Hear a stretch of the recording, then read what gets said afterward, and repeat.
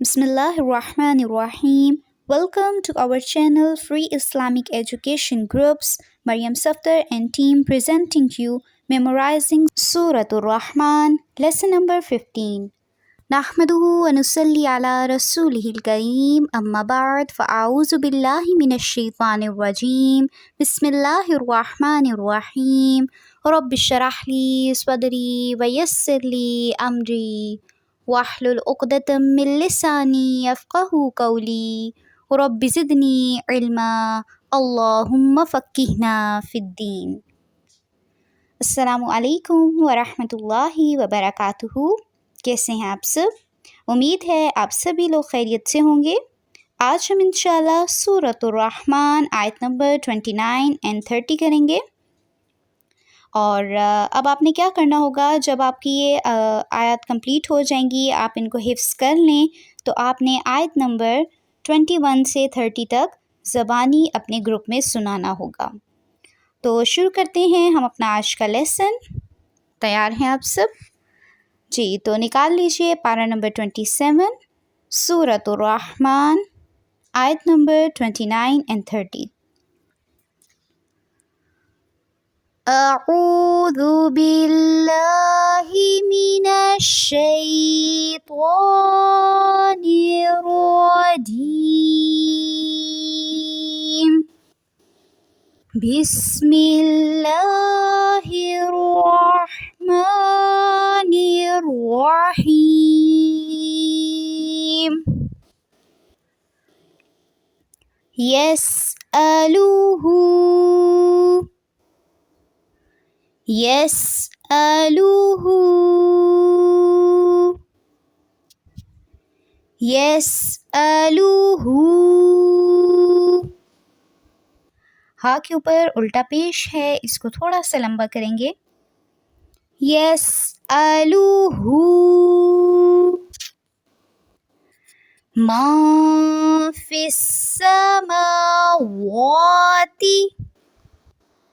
ما في السماوات ما في السماوات. اس کو من نہیں پڑھیں گے، ماں اخفا کریں گے یہاں پہ. ما فی السماوات والارض والارض والارض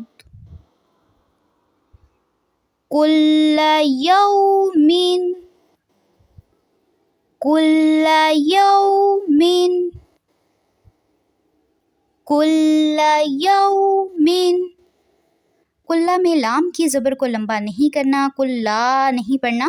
کل کل كل يوم كل يوم هو في شأن هو في شأن هو في شأن كل يوم هو في شأن. يسأله ما في السماوات والأرض كل يوم هو في شأن.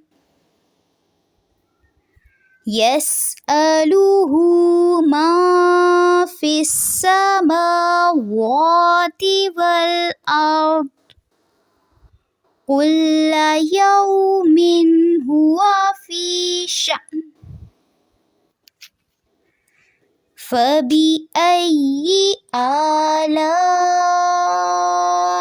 ربكما تكذبان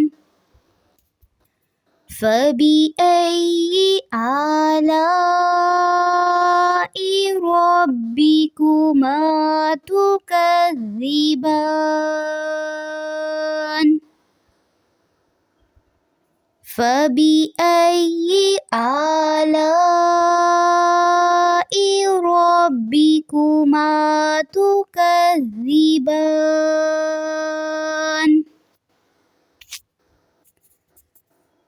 جی اب ان دونوں آیات کا ہم ترجمہ دیکھ لیتے ہیں.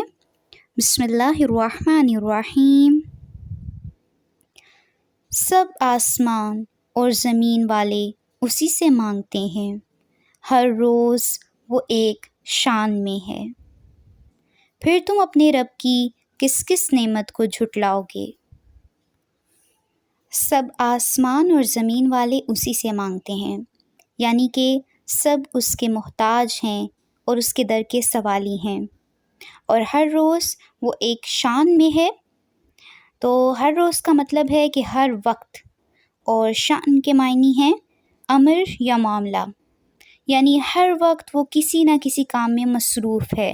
کسی کو بیمار کر رہا ہے تو کسی کو شفا یاب، کسی کو تونگر بنا رہا ہے تو کسی کو تونگر کو فقیر، کسی کو گدھا سے شاہ اور کسی کو شاہ سے گدھا، اور کسی کو بلندیوں پر فائز کر رہا ہے تو کسی کو پستی میں گرا رہا ہے. تو اللہ تعالیٰ ہر وقت کسی نہ کسی کام میں مصروف ہیں.